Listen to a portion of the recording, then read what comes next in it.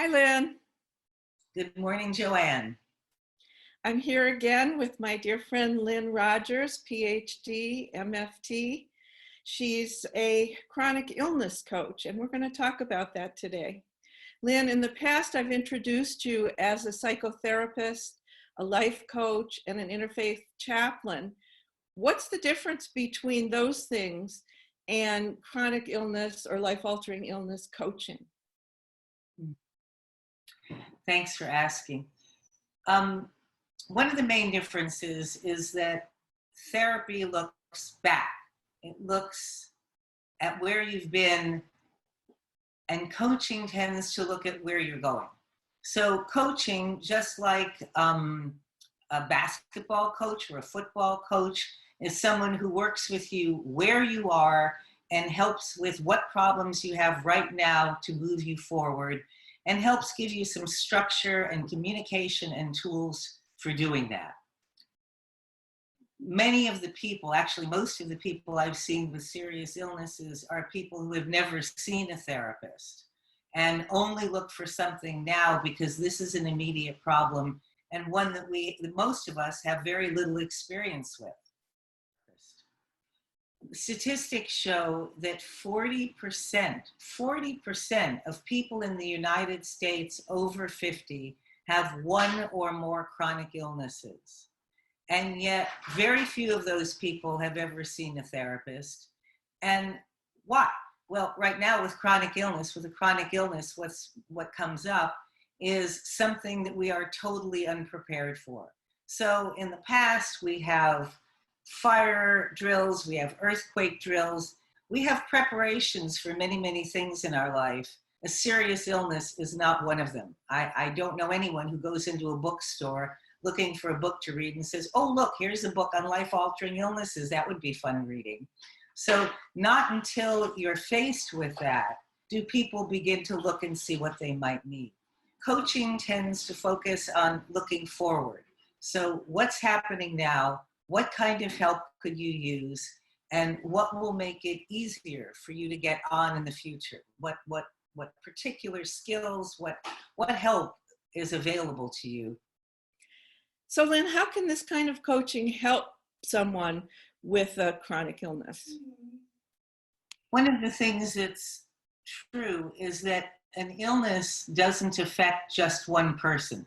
There might be one patient, but everyone who interacts with that patient, family, friends, professional, personal caregivers, there's a relationship with all of those people.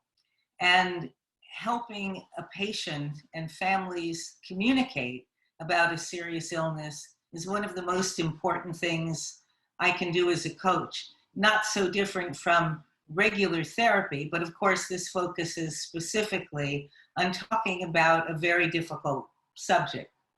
Sometimes patients are ready to talk about what's next and caregivers are not, family is not, sometimes vice versa.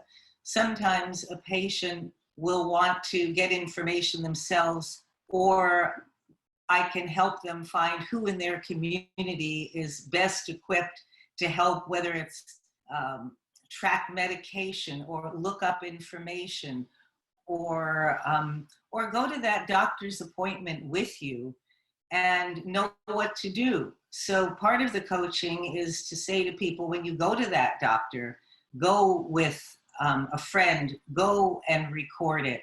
Ask lots of questions to help them get ready. Further down the road, it's helping families communicate together, helping caregivers know what they can do. So newsletters, suggestions that I have that help families with resources, with support groups, with what they can do and who they can be in touch with. So many of these things I've learned from other patients and from my own personal experience with cancer.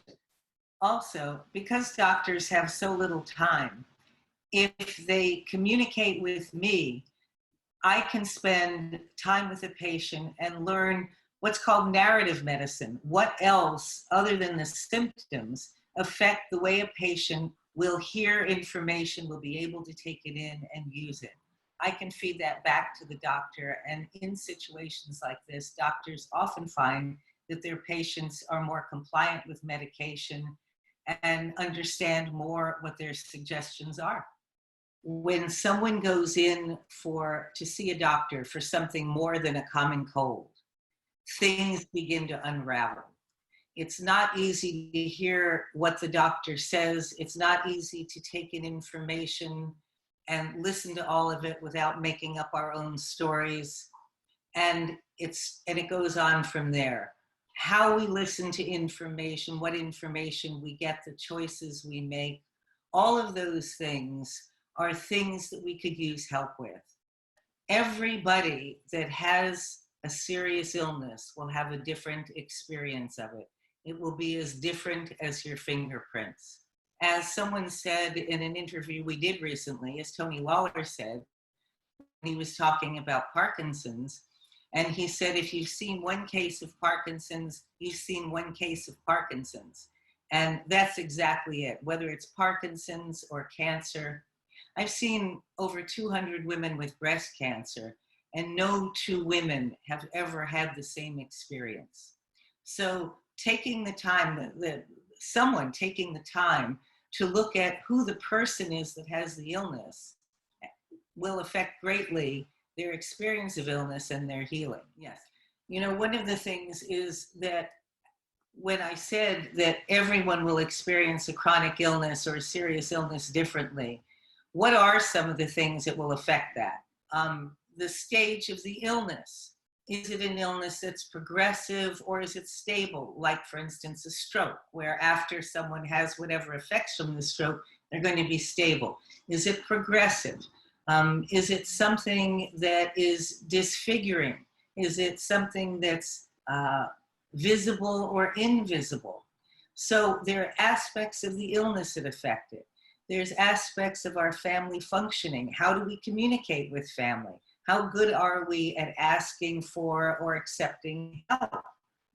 How do we know what kind of help to ask for and accept? How do we know what to reject? How do families communicate better about things like this? I often find myself in a situation where somebody's wanting to talk about something serious in the family, and another family member, maybe the patient, is absolutely not ready to go there yet. So helping members of the family talk about this differently at different times in a way that works for everybody is the role of a coach.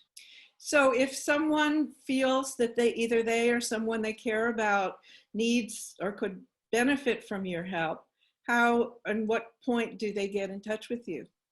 At what point do they get in touch with me? Great question. Most people, by the time they get in touch with me, say, where were you when I was first diagnosed?